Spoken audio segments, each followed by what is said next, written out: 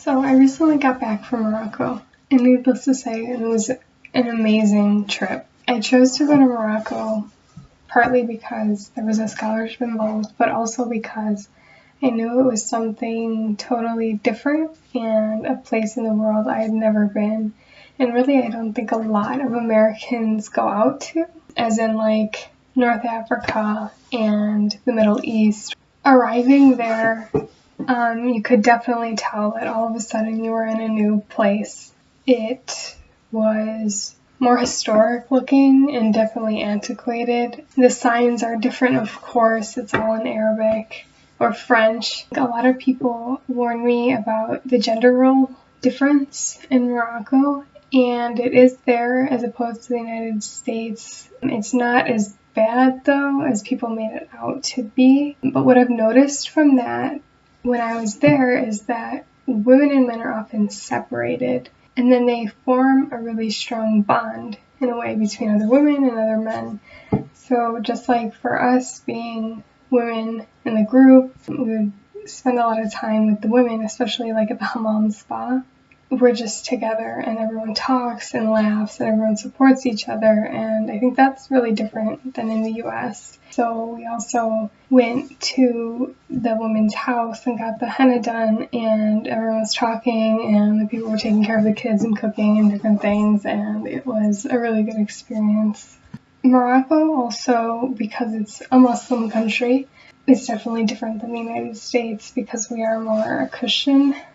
So all that really means is just the clothing is different. I think Muslim people, men too, not just the women, believe in modesty, and so people will cover up. The women have different levels of coverage, covering up fully or covering their hair or not.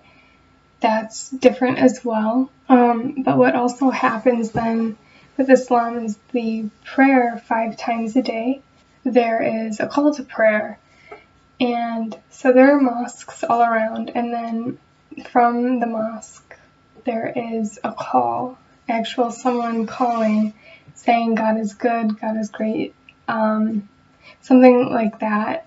And it's really not very loud, the call, but you can hear it all around the city, and it's something different because that doesn't happen in the United States, and so all of a sudden you hear just this voice saying something, and you don't know what it says because it's in Arabic. I myself actually tried to cover my hair. Well, I did. That was something that really stuck out to me, an experience that I had in the country. So I did cover my hair 2 times or so, and what I noticed is that as soon as I did, people treated me differently, definitely. All of a sudden I wasn't a tourist and treated like a local. So when people would speak to me, they didn't speak to me in English or French. They then spoke to me in Arabic right away because you couldn't really tell what I was. I didn't show my blonde hair, which is kind of what made me look non-Moroccan. Also, the mom I was staying with, when I had put it on, she just thought I was so beautiful. The daughters thought I was so beautiful and that I should keep that on. And I thought that was interesting that I feel like in the United States, it would be the total opposite. If a girl was normally covering her hair and all of a sudden uncovered, I think a lot of people would tell her that she should keep it uncovered. That's so pretty, wow. And that shows something about the beauty standards between maybe Muslim and Christian countries, or maybe just the United States and Morocco. Something about the Moroccan people is that they are very welcoming.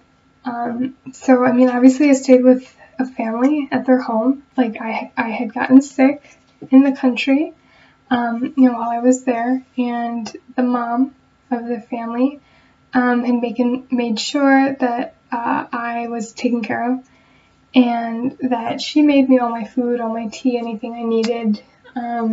She had prepared my bed for me, done anything that I needed to make sure that I was okay. The biggest challenge I ever faced, especially one time I had to take a cab, and the cab drivers usually don't know anything besides French or or Arabic, so there's no chance to speak English or Spanish to them.